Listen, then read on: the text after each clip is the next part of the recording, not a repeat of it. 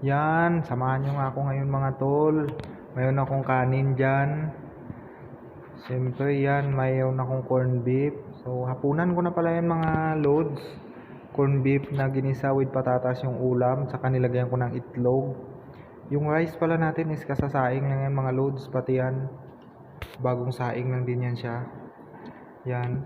So shout out pala all followers, especially FB. Siyempre may tubig tayo. At saka YouTube subscribers.